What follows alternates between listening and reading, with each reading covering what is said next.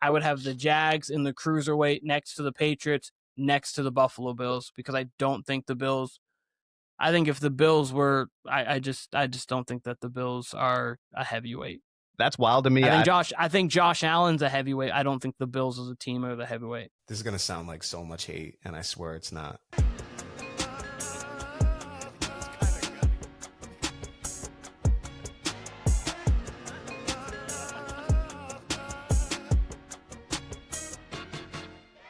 So for Tim and for the listeners and the viewers, I told Keenan this before we came on pre-show. I actually had names for all these tiers. And actually, I'd say about 3 days ago, I was unsure of where I was going to put anybody. I was almost going to do it as like, can win, can't win. And then me, you, Brandon, if he was here, and Keenan can just sort it out. That's how confused, that's how much of a gap I don't really think there is between a lot of these teams. And then I had names for them earlier. And then, Tim, I don't know if you remember this, but last year for the playoffs, I actually tiered these via weight class. And when I looked at that earlier, I'm like, I would love to do that again. Probably 3 days ago, I'm like, I would love to do that again, but I really don't know. Then as of today, after I tiered it out with names, it actually worked out to where it could be in a weight class. And maybe we can change this, but I do think it works out currently. So let's start. And I don't think there's any surprise here. Lightweight division. It's one team. I think we all know what this team is going to be. It's going to be the Carolina Panthers. Yeah. Surprising team. They backed in. Even as recently as 6 weeks ago, it didn't look like they would be in the playoffs. They did look like a feisty team. I don't want to completely write them off. Obviously, we know the Rams are a 10.5-point favorite in Carolina. Well, hey, we had that same situation just a few weeks back, and the Carolina Panthers beat them. Not only did they beat them in a high-scoring game, which is, we said the Rams are going to score, I don't know what they scored that game, 28, 30 points. We said that was going to happen. We'd say the Rams definitely win. Panthers won. And not only that, the Panthers' other wins on their resume, they have some pretty convincing wins. They beat Green Bay in Green Bay. They housed the Falcons 30-0. They got a few more here that I'm not thinking of, I'm sure. Beat the Bucks. Beat the They got another one I'm not thinking of, but they got another convincing win in there somewhere against a very good team. So I don't want to write them off, but I think we would all be pretty surprised if they beat the Rams for a second time and made it to the divisional round. And I think we would be shell-shocked. And this was actually the initial name of this tier was, I would be shell-shocked that this team won the Super Bowl, being the Carolina Panthers. Any comments on the Carolina Panthers, fellas? No. They shouldn't. No, they should be happy to be here. They obviously, I don't mean that in a bad way. I mean, just like this season's already a success for them. No credence to the Rams and Packers wins, though. You're not giving them. You're not going to put that in. I think that though a win in this game would be keeping it under the spread. Okay, that's fair. Obviously, and if they win, throw a party.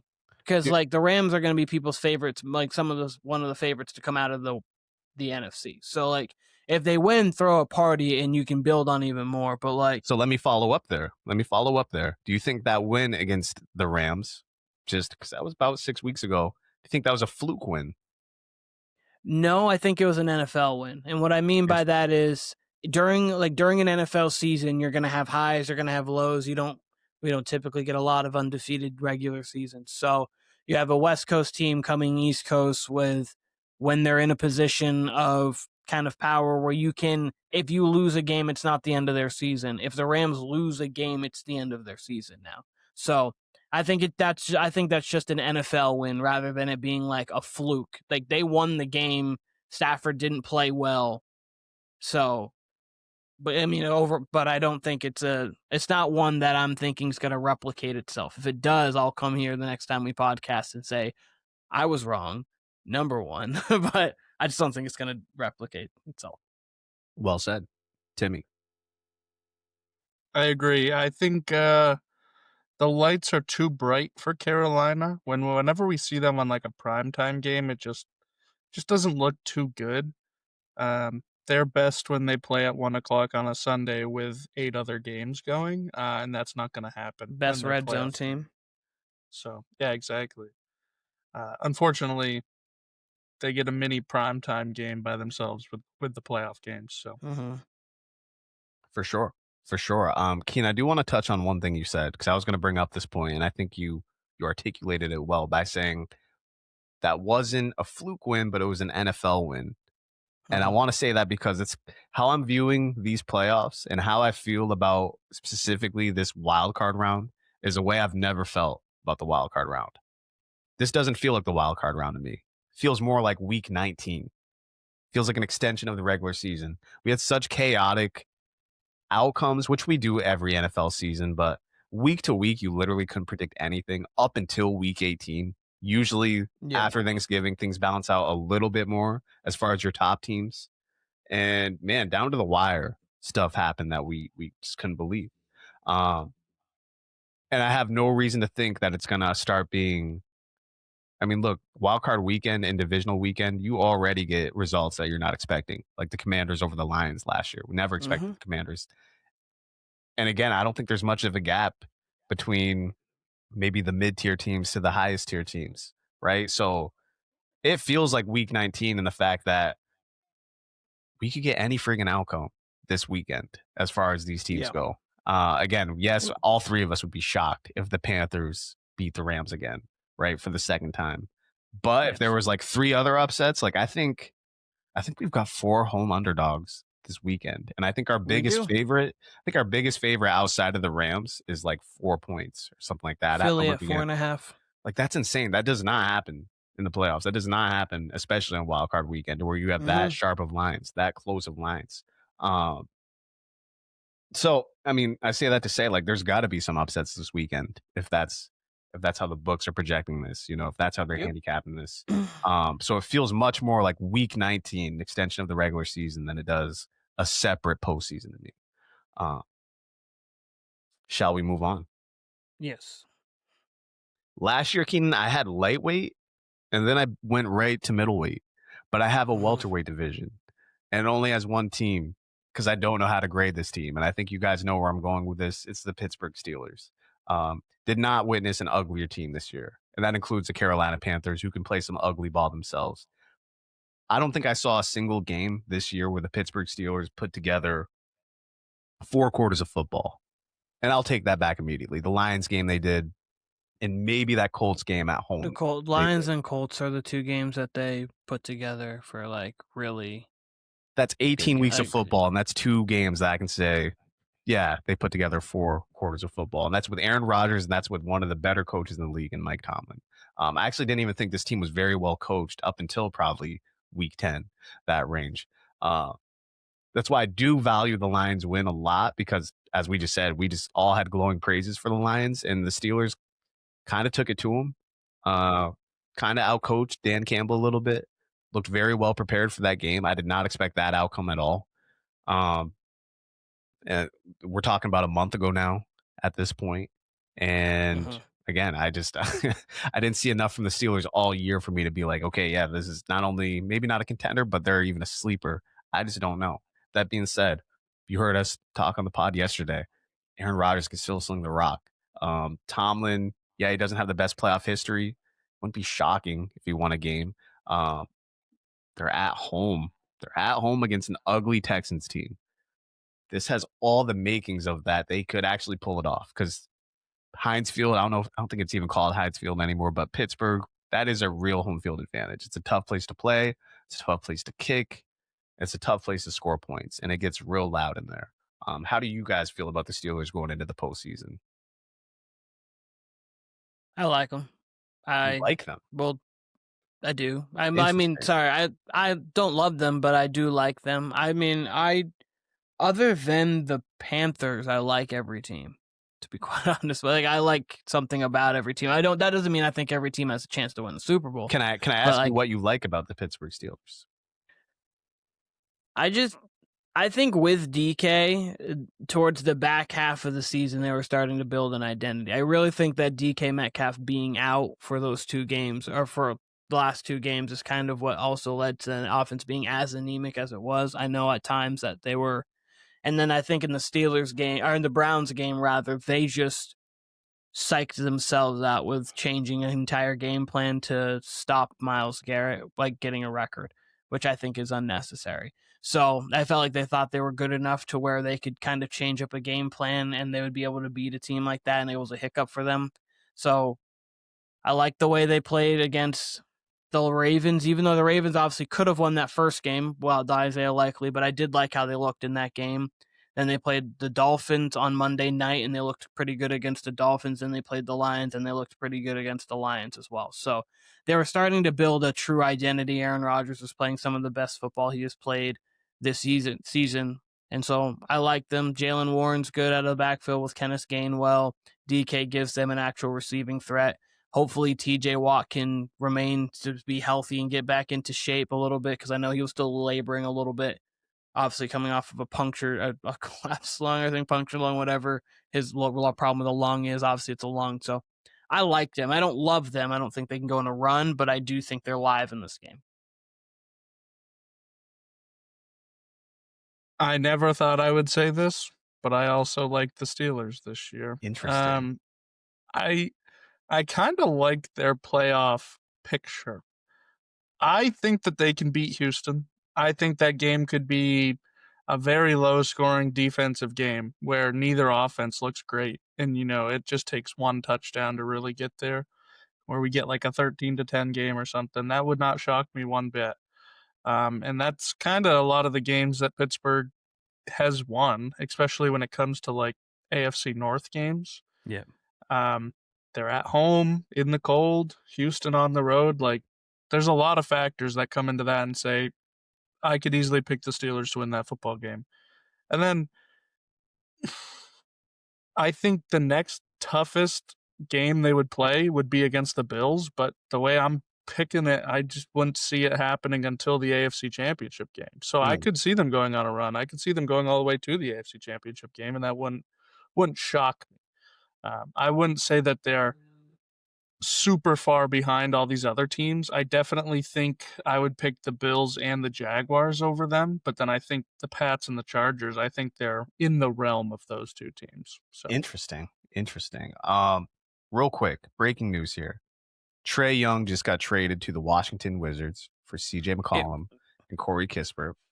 I feel like we'd almost have to have a separate podcast to react to that. It's very interesting. It's very interesting to me. He said that his number one destination was Washington. That blew my mind. Which probably because they're the only team that wanted him. Probably because they're the only team that I was like, wait a minute. Wait, who did you say they got again? They got CJ McCollum and who? And Corey Kispert.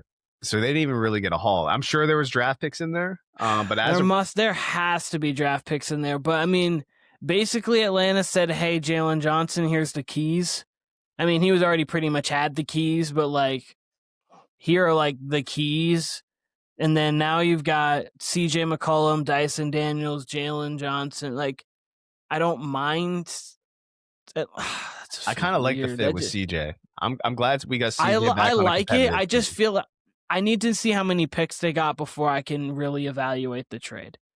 Just because I think that they need a little bit more other than just CJ and Kispert. But I think they need a couple picks there, just because I think Trae Young's obviously a star guard. So I'm not using this as an excuse, but the only thing that does make this a little better is they do have New Orleans pick this coming draft. They gave up an unprotected pick for Derek Queen. So the Hawks, do have that. So, I mean, in a way that's like, they could kind of get away with this, but I agree. It's like, I know the trade market for Trae Young would be tough.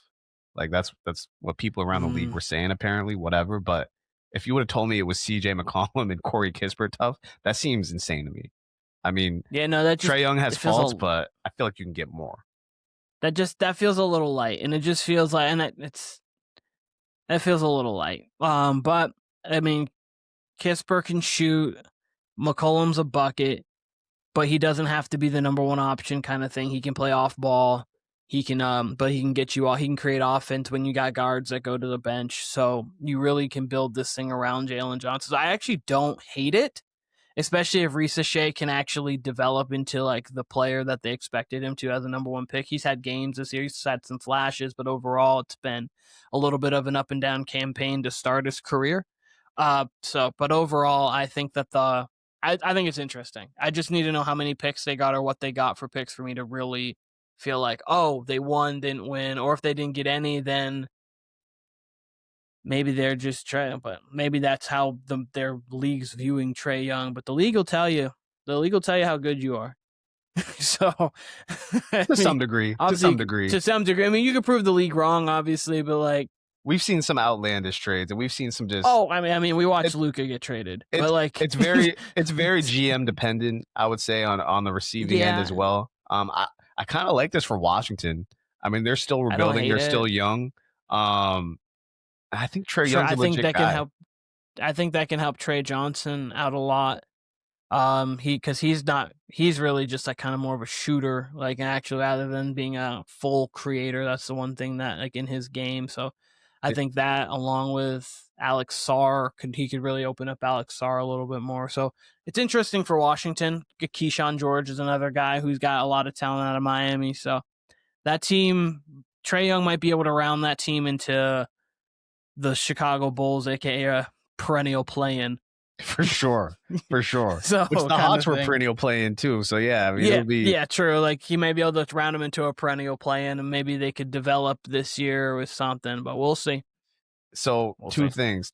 One, I don't see any picks, and it's still early, so who knows? Maybe eventually we'll see picks. But my research right now, light research, no picks. Okay. Second thing is, man, with Trae Young, I genuinely wanted to see his second act being a number 2 to somebody, being the second fiddle to somebody, because I think he would 100%. murder it in that role. I think he would be amazing 100%. In that role. And him going to the Wizards, that puts him as like the vet, and he's still very young in his career. That puts him as like the vet that's going to like lift this team. And kind of like you said, I mean, and who knows? We don't know. I mean, they could get friggin' one of the top guys next year, and that could be something. If not, though, I mean, why wouldn't it end up much like the Atlanta Hawks? I mean, the Atlanta Hawks have a ton of talent on their team right now, as is. 100%. And they still, like, obviously we saw the on-off stuff with Trae Young. They were much better without him than they were with him. And it's interesting because Trae Young is, despite field goal percentage and 3-point percentage, he's one of the most talented players with the ball in his hand in the league. He's definitely a top like 5 to 10 playmaker in the league. Like he can on a given night give you 10 to 12 assists a game. He was giving you 9 this year, and he wasn't playing obviously consistently. So one of those guys that you would have loved to have seen with a healthy like Embiid. I mean, not that right now in the Sixers, but like overall like a healthy Embiid, a guy who can get that true point guard who is not afraid of a moment to kind of close games with him. But we'll see what his next act looks like. If you could hear my I think that's Brandon Wojnarowski hitting the group chat about the Trae Young trade. Little does he know we broke it on the pod. On the pod. Hitting him back right now. Tell him to get on the pod. So, all right, back to the Steelers. Keen, I think you're very generous with saying that they were developing something with DK Metcalf, because you're not necessarily wrong, but I watched way more Steelers than I wanted to this year because I'm like, all right, one of these weeks it's going to pop off. And it would for like a quarter and a half with DK and Aaron Rodgers, or just the offense in general.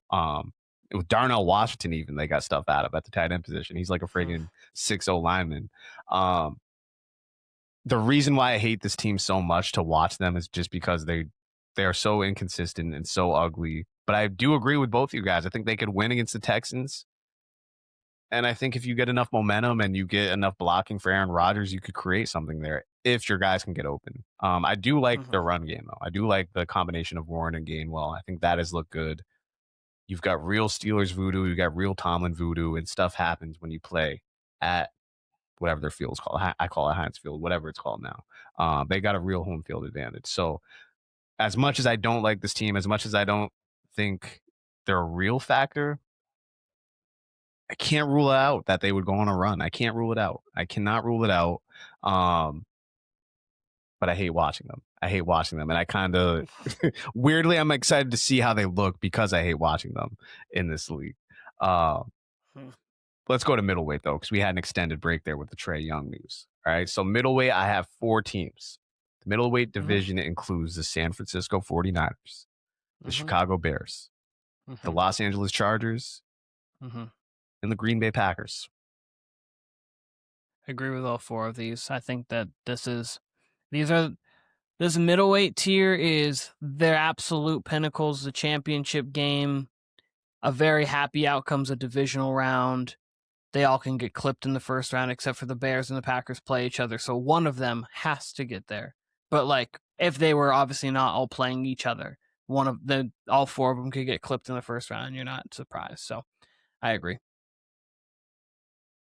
Yeah, I agree. I think I could see all these teams winning, but I would feel, not very confident in picking them to win, I feel like, but it is tough. They all kind of have their warts in certain spots, so all defensive problems on these teams, and then the Chargers defense is sorry, yeah, you're right. No, you're right. The Chargers defense has been perfectly fine. They've actually been a pretty good defense. But I was looking at the 3 NFC teams, and I was like, the Packers have been a little leaky ever since Micah hasn't been there. Obviously, we know the 49ers and the Bears both have some defensive holes on that roster. But no, the Chargers are just injury bitten on the offensive side of the ball. So I think all 4 teams have injury problems, or a little bit of injury problems. All 4 of these teams, I would be surprised to see them in the Super Bowl. It would take some very, very interesting voodoo to get them there. Yeah. It's funny you say that, Tim, because when these tiers had names and they weren't divisions, this was named like surprised to see them make the Super Bowl, but I've seen crazier things. And that's really how I feel about all 4 of these. Like, and the Bears very well just might go out and earn our respect. They really might be that team. I don't believe that. I don't necessarily think that, but I wouldn't be surprised either way. Chargers, like Keen just said, their offensive line is hella banged up. You can't really take them seriously against a team with a pass rush. But it's still Herbert and it's still Harbaugh. Like if Herbert can put it together for a few weeks, maybe, right?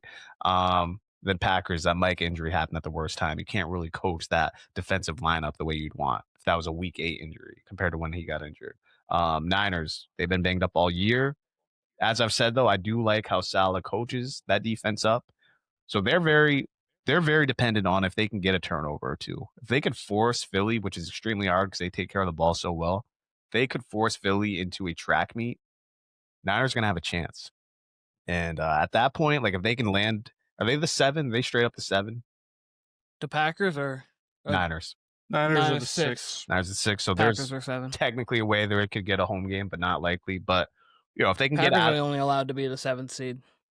Okay. Packers are the 7th seed the last 3 seasons. Right, That's what I was saying. Yeah. No, they're only allowed to be the 7. Like they don't know how to do anything but be the 7th seed. I don't know. The Niners, I don't love their draw, but like if they ended up on championship weekend, I don't think we'd be surprised, but it's just not as likely. And then they'd have to go to Philly, then unless the Packers win, to Seattle. Oof. Okay. That'd be tough. This is where it gets fun, and this is where I think we're gonna have more dissension on this pod. Light heavyweight division, aka the sleepers, if you want to call it that. I got 3 teams. I've got Brandon's Jacksonville Jaguars. I've got their AFC South foe in the Houston Texans. And I've got the AFC West winning, Denver Broncos in this tier. I'd put the Pats in this tier. I knew that was coming. You don't have faith in the Patriots. Like I actually wouldn't have the Patriots here, but I'd actually just have the Jags up. Really? I think I have more faith in the Jags than I do the Pats. What reasons? I'm just curious. And that's tough because they play the Bills. Like they got the worst draw of the first round. The defense has been playing great. The Patriots defense, I would take the Jags defense over the Pats defense right now. Fair. And I would say their offenses are pretty similar. They're probably even. I think they both do different things well. The Pats are a better rushing team and a better deep passing team, but Trevor's been dealing. Trevor's been looking great. They've been making the most out of this wide receiver core. I think if they're dead even, and I like their defense, I would take the Jags. And the Jags have just been really, really hot. Whereas the Patriots, we've seen them lose. We saw them lose to the Bills. They're close. Don't get me wrong. They're close. Absolutely. And if you wanted to move the Jags up, then I could see moving the Patriots up. But if the Jags are in this tier, I would have the Pats in this tier too. Fair enough. I don't really have an argument for it. I will get to the Pats in our next tier, and I will explain further. Any thoughts on the Broncos before I give my explanation for these three teams? The Broncos are the only team that I'm very confident will be a first game exit. Like I don't even care who they play. I think they're going to lose their first game. You put the Chargers there. I think every single team that they could match up against will beat them in the first round that they play. Keenan, your thoughts on the Broncos? I think that it really depends on who matches up with them. It's going to be. It really depends on that for me because they have a legitimate home field advantage and they have a legitimate defense. And Bo Nix has played well in big spots this year when it comes down to like fourth quarters and things of that. So it really depends on the matchup for me. I don't mind them being here though because I think that they have some questions around them. Sure. That's really why I have the Broncos in this tier is because of their question marks. I think I was more confident in them before the Jacksonville Jaguars game. That's tough to say, though, because as Keenan says, you get NFL losses where it just kind of happens. That being said, I think it was in December. So it's colder weather. You're playing in elevation. You don't usually get a team with a Jags profile winning at that point in the year. And not only did they win, they smacked them up. It wasn't like the Panthers who won a one-score game against the Rams, as we talked about earlier. They smacked the Broncos up. I do think, and I think I mentioned this when they played, like if whoever gets the Broncos, I think if you get the ball first and you score and you can make Bo Nix play catch up, I think that's advantageous for that team, the opposing team. That being said, they still have Sean Payton, who was coached in big games. As Keenan just said, the home field advantage is real. The defense is real. You only need to win one game to be in the championship game. That being said, we need to see it. We still have questions about Bo Nix. We still have questions about that team. I didn't love how they looked down the stretch of the season, honestly. At times when I thought they should have been peaking, they were kind of just doing what they needed to do to get by. So they are sleepers for that reason. Jaguars are the hottest team in the league. Jaguars are probably the scariest team in the league. If you're a Bills fan, you should be scared to death. Reason why I couldn't put them up a tier higher is because it's still Trevor Lawrence. We don't know what Liam Cohen looks like. We've seen this a million times in the playoffs where you get a regular season darling coach. And hey, when the lights are the brightest, the coaching looks a little different. So we really got to see it from the Jacksonville Jaguars, why they're still a sleeper to me. Texans, that offense comes and goes. I'd probably have them a tier higher if that offense was more consistent. But it comes and goes. The defense is real. The home field advantage is real. That team's not afraid of playing anywhere. The head coach is real. I like D'Amico a lot. So they're sleepers to me. You know, I can't with confidence put them in the next division or the next division after that. Do you want to hear the next division that we have? Yeah. This is the Cruiserweight division, which is between light heavyweight and heavyweight. Funny enough, last year, I don't know if you guys remember, in this division, tier, whatever you want to call it, I had only the Vikings because they were a 14-15 win team. And it's like, I don't know. They definitely dominated the regular season, but I don't know. I don't know what Sam Darnold's going to look like. I don't know what this team's really going to look like. Two teams I have here, Keenan. Originally, it was only the Seahawks again. It was Sam Darnold again by himself. But I figured this is a good place to put the Patriots. I'm not mad at Tim putting them in the light heavyweight division. Patriots themselves only lost 3 games, won 14 games. People will point to their weak schedule, yes. I would tell you the thing that gets me, because I don't disagree with any of that. The thing that gets me, though, is how well coached they are. I don't see this team beating themselves. So I feel much about them how I feel about the Vikings last year, and maybe a little bit Seahawks I'll get to in a sec. Patriots, I feel very much how I did about the Vikings last year. Where it's like, all right, they got the record, but is it real? But I do think they're well coached, extremely well coached, top 5 well coached even in combination with Josh McDaniel. So that's why, in combination with their record, why I have them above teams like the Broncos and the Jags and the Texans. But I'm not mad at if you had them a division down and this was just the Seahawks, right? So Patriots are more here due to their record than they are anything else. Because as we know, this is mine and Keenan's favorite team. I still don't really know much about the Pats. I feel like 18 weeks in, I still don't know who this team can and can't beat.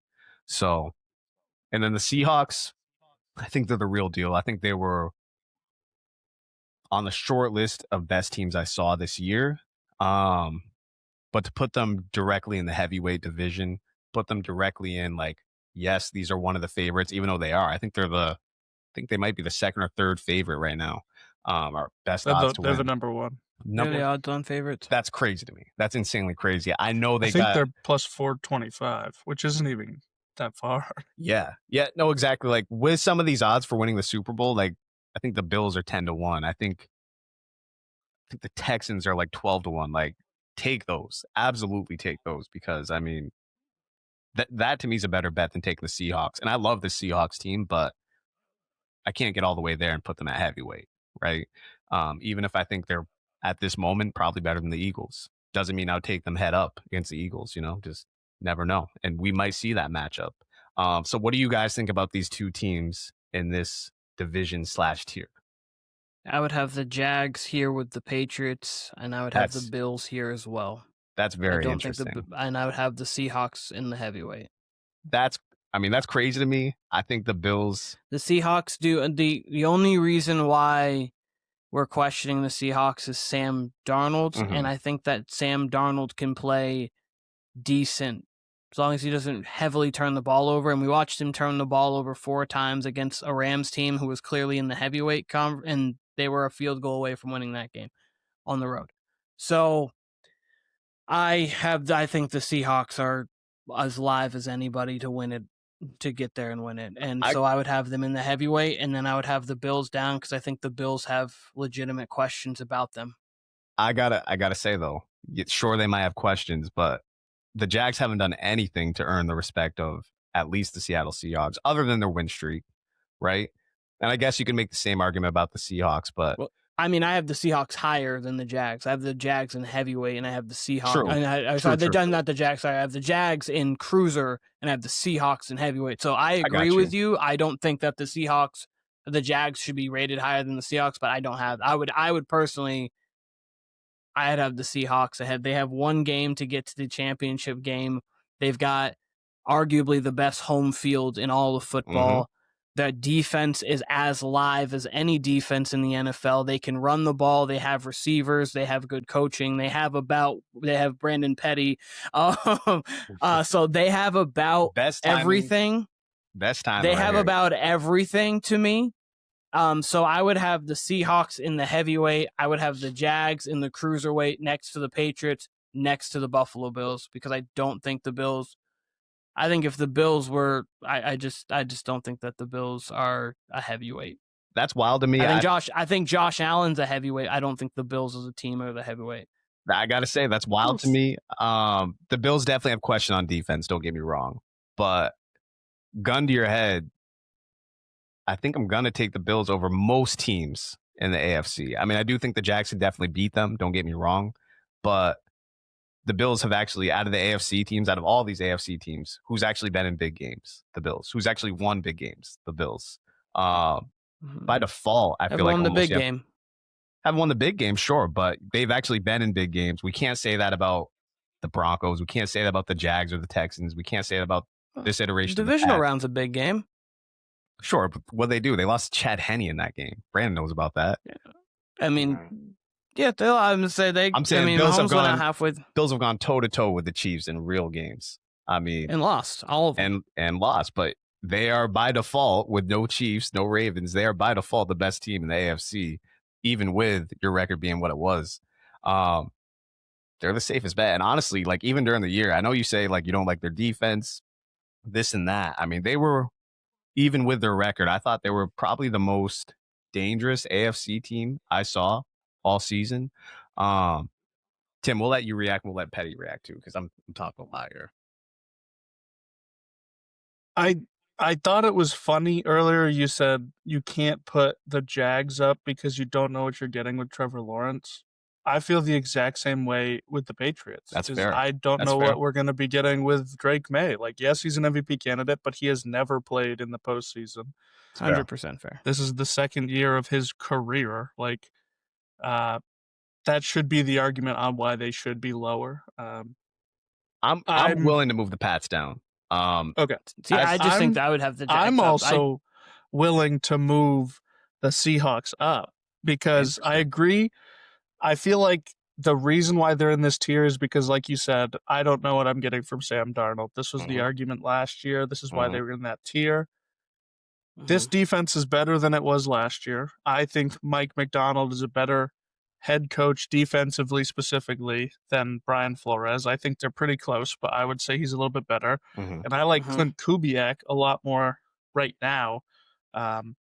So maybe not more than O'Connell, but I like him enough to say there is a lot more pieces here that can carry them into this heavyweight class, where Sam Darnold could have a 2 interception and a fumble game and they still win. And that wouldn't surprise me at all. So I'm okay with moving them up, moving the Pats down, and maybe just putting the Jags right here in this cruiserweight by themselves and saying like, hey, we don't know what we're going to get. Maybe we do get MVP, or not MVP Trevor Lawrence, but what he's been playing like for the last 6 weeks. Maybe we get last year's Trevor Lawrence, which didn't look too hot. So I'll say this. You guys might have swayed me on the Pats. I could move the Pats down to light heavyweight. I agree with you there. Where you're losing me with the Seahawks moving up to heavyweight is I don't see much difference between the Seahawks of this year and the Vikings of last year. And none of us liked what we saw out of Sam Darnold, right? Last year. I felt like the Vikings, I felt like there was times because at the Vikings of last year, I know Flores was doing well and the defense was live. This defense is just better. I just think this defense is better. And last year, the Vikings, I think we would have probably taken them a little more serious if they were the 1 seed and had everything go through Minnesota.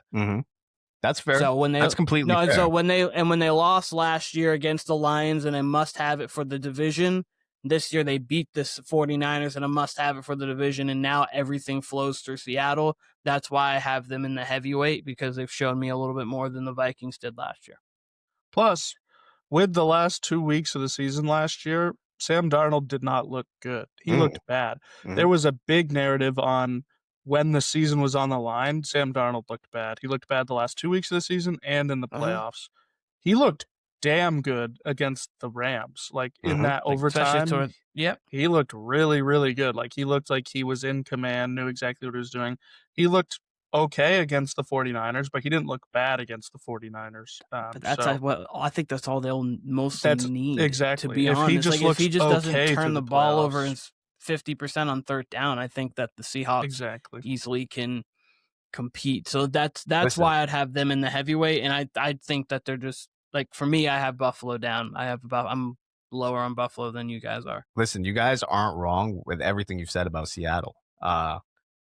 You say they should be heavyweights. That's why they're in the cruiserweight, which is right below heavyweight. They're right there. It's just, can Darnold do it, right? Yes, he looked good against the Rams. I agree. The Seahawks was one of my favorite teams to watch this entire year. I mean, I thought they've been elite probably since week 4 on. Can I put them with the Eagles? Can I put them with the Bills? Can I put them? Who's the third team up there? The Rams? I can't put them up there, even though they beat the Rams twice.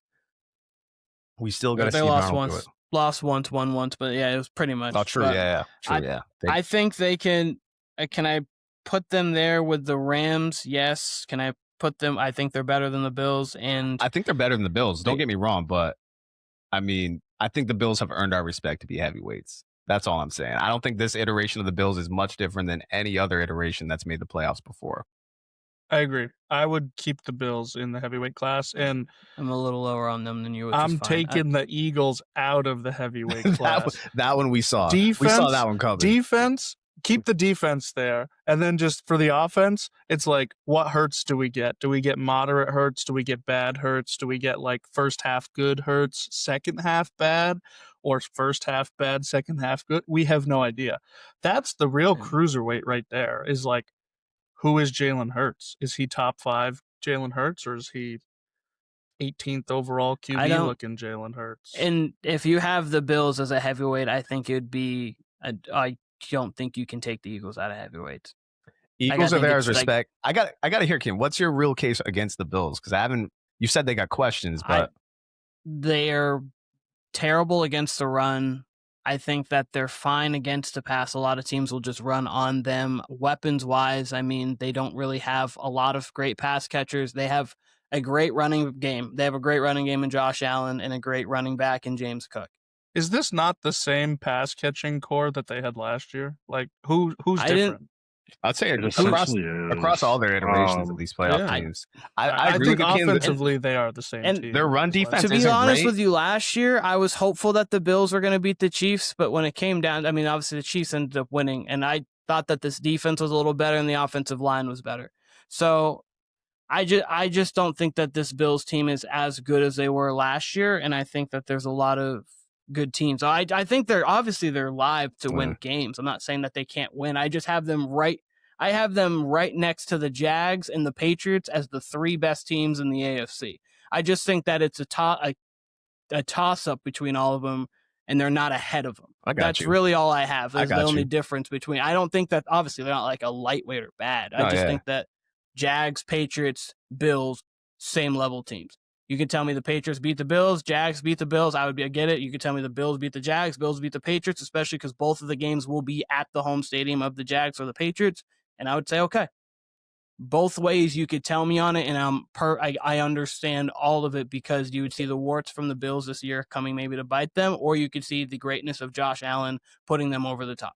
That's all. Difference being, I don't want to make this a whole Bills debate, but don't even get me started on the first down spot on the 4th down call last year with the Bills. I mean, that was legitimately a questionable thing that happened in the AFC Championship game last year. On top of that, you mentioned the run defense, which I agree with. I would say the difference between this Bills team and other Bills teams, I think we've actually seen them galvanized to stop the run at different times this year. Rather than that year they got beat by the Bengals, where the Bengals kind of ran all over them and out-physicaled them, I actually saw the Bills this year galvanized to be able to get stops. Because the defense would be the weak spot for me, but there was times they actually shored it up this year. I kind of like their defense. So that'd be the different thing. Okay. Weapons, again, the weapons have been the same, so I'm not mad at it. And they got the best quarterback alive right now in Josh Allen. He's more or less been on a heater, but the thing is, he did get hurt in that Eagles game. So what that looks like, obviously, basically had the week off last week with Trubisky. Yeah. I hate that shit, by the way. Let me complain about this. I hate the whole, let me take the first snap, get out of here, and that keeps the streak alive. That's not a real streak to me. I hate that shit. Brandon, let me catch you up here real quick. Let me tell you, because I do want to debate about the Jags, because I think it's crazy to have them in cruiserweight, even with the heater they're on. I don't think they've got that respect yet. So, playoff teams, I got lightweight, I got the Carolina Panthers. Welterweight, I got the Pittsburgh Steelers. Middleweight, I got the Niners, Bears, Chargers, Packers. Light heavyweight, I got the Broncos, I got the Jags, and I got the Texans. And then I'm probably adding the Pats there. Right? Cruiserweight, before the move, cruiserweight was the Pats and the Seahawks. And then heavyweight, we got Bills, Eagles, and the Rams, who we haven't even mentioned a lick of. We haven't even mentioned the Rams yet. And that might look like now the Pats going to light heavyweight and the Seahawks by themselves at cruiserweight, and then 3 heavyweights. And who knows, maybe I'll tinker that. But that's what I got right now. What do you think specifically about your team, and then anything that sticks out to you that you would change? Now, like when you say like different with like the teams in the cruiserweight, like are you saying like the Texans are the best out of those teams, or like how are we doing this? So, are we just put them in their general, like? So basically, if you're in that weight division, like for instance, the middleweights, Niners, Bears, Chargers, Packers, I think we'd all be surprised, but not necessarily shocked if these teams won. Like we wouldn't expect it, right? Light heavyweight, which has got your team, the Broncos and Texans. I think those are like quintessential sleepers, right? Okay. Like Jags got to do what they got to beat the Bills. And that's the other point I was going to make is I think if we flip this game, Jaguars, Bills, never mind. We'll talk about this. We'll talk about that in the predictions. Cruiserweight, Pats, and Seahawks. So that's in between heavyweight. And I think you came in for the Seahawks with the reasons there. The Patriots reason I had them in Cruiserweight was because they're a 14-win team, and that was really it, is that they were too high to be a sleeper, too much regular season success to be a sleeper. But as Tim pointed out, what have they actually done in the playoffs for us to give them that respect? So this very well might just be the Seahawks. Yeah.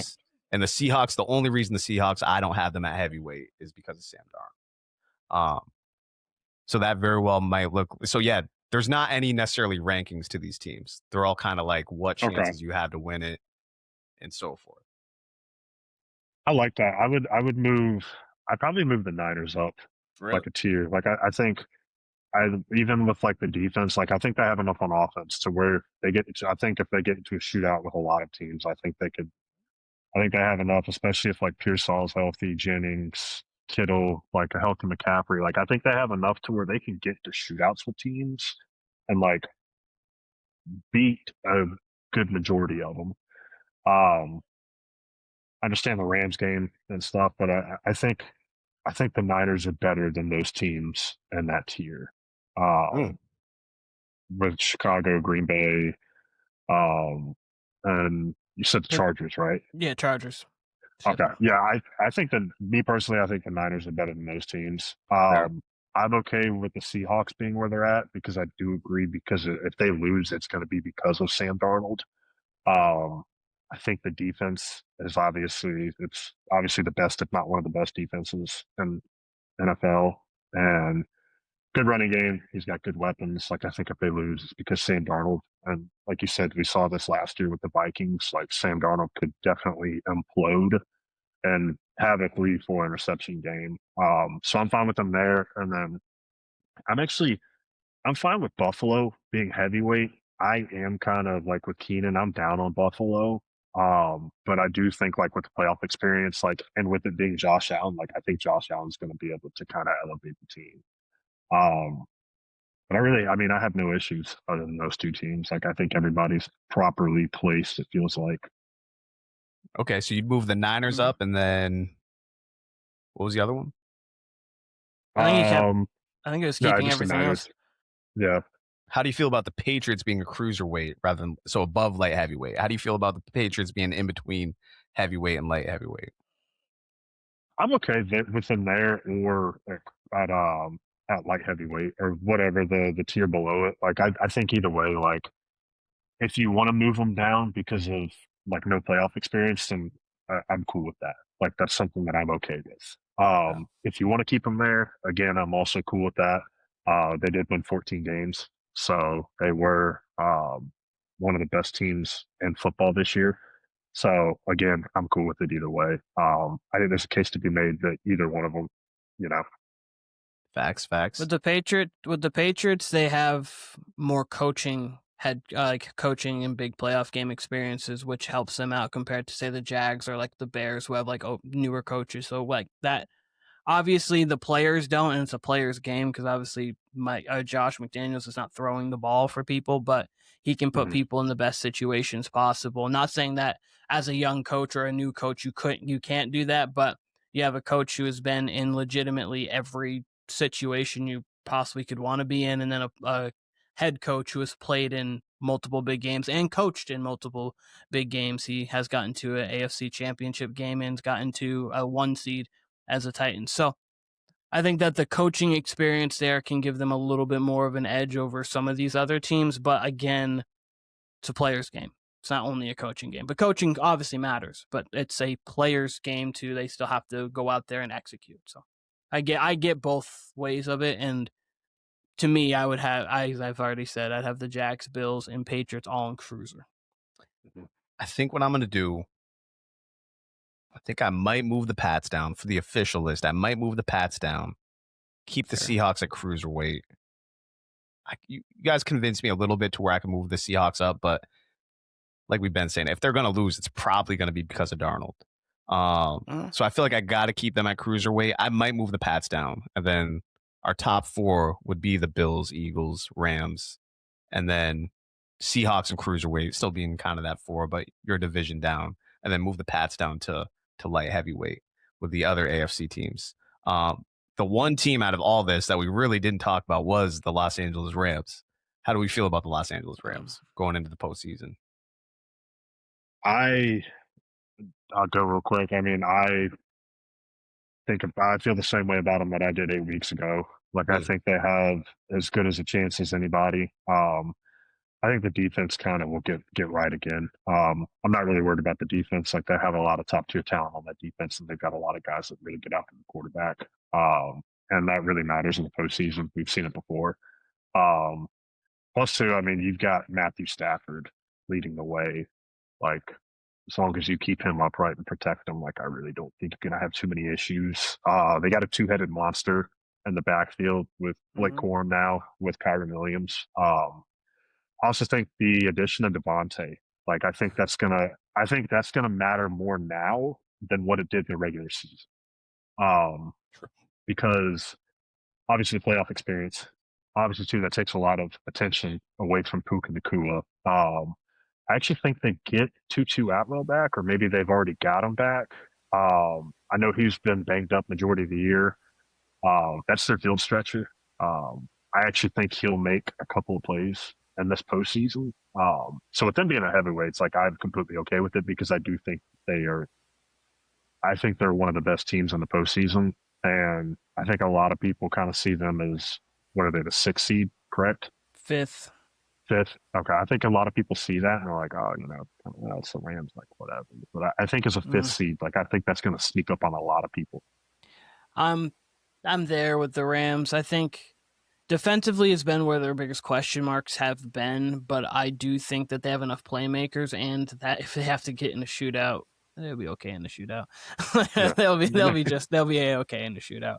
So they have a coaching advantage in most of their games. They have arguably the best coach in the whole tournament, so they're fine. And I think Devontae coming back is massive, because I think he adds so much in the red zone as arguably the best route runner of his generation. Like, he is just such an elite route runner. So, like, at the red zone, it just gives something so much different. And now you have 2 number ones when you get into the red zone, really, with Puka and Devontae, which adds so much. And then you have Kyron and Blake Corum, who both can run efficiently. So I think the Rams are fine. They're live. And yeah.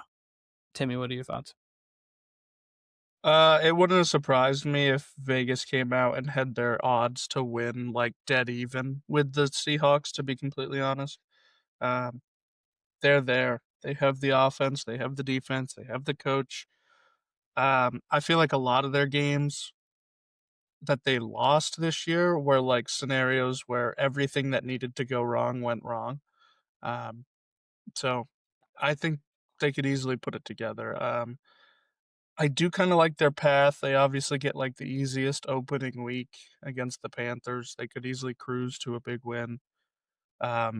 It's really the second week for me. Like, they're either playing Philly, the 49ers, or the Seahawks. That's really what's going to happen, and those are all going to be really tough games. So, yeah, division foe or an Eagles team that defensively can match up with them. So yeah, exactly, on the road too. On the road, it's not going to be fun. I think that's going to be their biggest.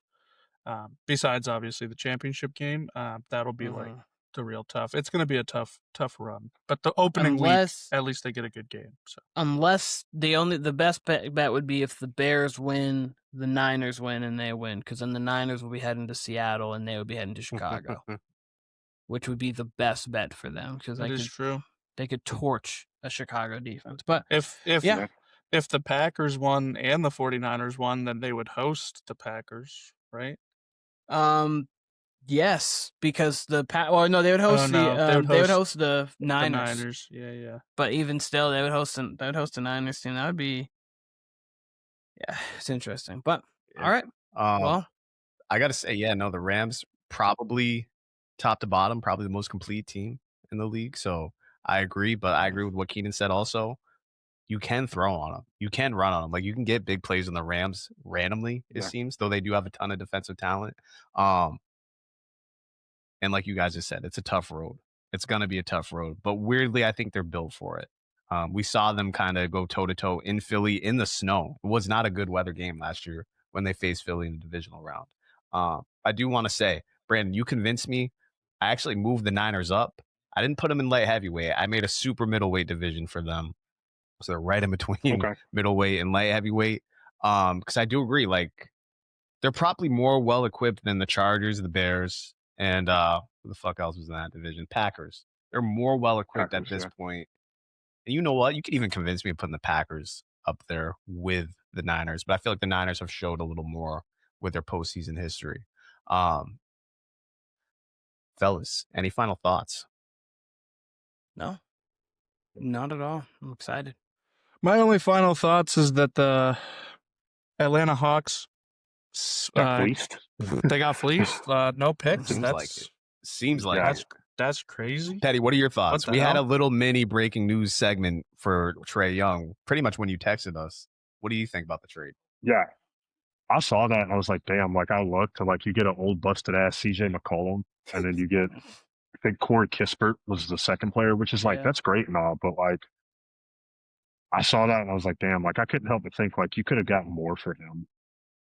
Like you could have gotten picks. I feel like you probably should have gotten 1 or 2 first round picks in there. Like maybe a second or so, but like Corey Kispert's a good player, but I was kind of like, damn, I was like, that's kind of they got fleeced with that. They definitely got fleeced. It seems that way. That was pretty much our reaction. And they added 2 reliable shooters around, which means that they're just trying to say Jalen Johnson go. And like that's what and I wish they would have gotten a pick with it, but I'm guessing that's just what the market for Trae Young was, which is crazy. They had to have at least gotten a second. Like I feel like we'll eventually see like, oh, there's conditional second round picks, but as of right now, like sometimes you do see that hours later. Because otherwise, like it's pretty. Like, how do you get no picks for Trae Young? Yeah, no, that just seems crazy. I feel like they usually say traded for McCollum, Kispert, and picks. Like they usually, maybe they don't disclose what picks are being traded, but it's always usually like, at least add like, hey, or and cash or something like that. Like they usually always tack that on. So I think they got fleeced. It's crazy. It's crazy. It is. I think they definitely got fleeced like that, especially for Trae Young. Like, I don't know. That's like add shooting around Jalen. I'm gonna have to sit on this one because I'm gonna have to think and just like how they're trying to build the roster. But it's one of the weirder trades. It's one of the weirder trades. That Pelicans pick that they have helps. Obviously, not that it helps with this trade, but it helps with their team because like if they said, yeah, we got AJ DeBonsa coming in with Jalen Johnson, Dyson Daniels, Zachary Risache, and then you got CJ McCollum off the bench as a shooter with Corey Kispert, and then you're like, whoa, this team might have something. But I mean, they have talent now too. Like I'm not like they were everyone's kind of everyone's sleepers pick to get to the conference finals this year because of obviously I thought Porzingis was going to be able to help you. Like, oh, Porzingis, Trae Young, Jalen Johnson, Dyson Daniels, but. It does seem like if you weren't going to get picks, that you could at least get more than 2 players. Like you get 3 or maybe like a decent, like a good player in return too. Like I would have asked for like maybe even like a Keyshawn George. Like Keyshawn George is athletic. He can shoot. Like I would have a guy like that where you could at least have another young talent to kind of help develop with. And I know you want some veteran leadership there because you think that this team can compete within the coming years. So CJ McCollum, a veteran in the league, but I don't know. I just feel like you could have gotten a little bit higher upside than Corey Kispert. And I understand that he's not bad by any means. He's not a bad player. It's just, I feel like you could have got a little more. Yeah. That's all. And CJ McCollum. He's like 50 years old now.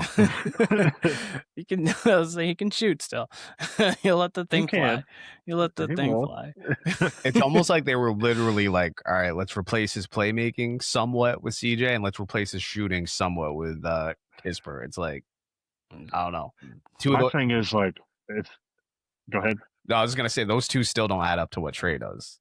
That's the weird part about it. Though Jalen Johnson has like his playmaking has definitely gone up a level. So that I guess that's the other part of it. I don't know. It's super weird. He's nasty. Golly. He's If special. Trae got traded for that, what does Zion get traded for? That's an amazing question. That's an amazing question. What does Zion get traded? Zion, Kuminga, pick something. Disgusting. Like, man. First of all, Zion's not going to want to go anywhere that doesn't have good strip clubs. So he's going to be like, I'm absolutely not going here if it's not Atlanta or Miami or Houston. They might just flip McCollum for Zion and just send him back. Honestly, yeah. It's like, why wasn't it me that's going to DC? Golly, just flip. Golly. Well, yeah. No, that's all I got. All right, we're going to get out of here. This was the Warner Brothas Podcast. This was my team tiers for the NFL playoffs and some non-playoff teams, the non-playoff teams. This is a way longer pod because of the Trae Young trade, but dope nonetheless. This was Kyle. This was Tim. This was Keenan. Brandon made an appearance at the end. We'll be back.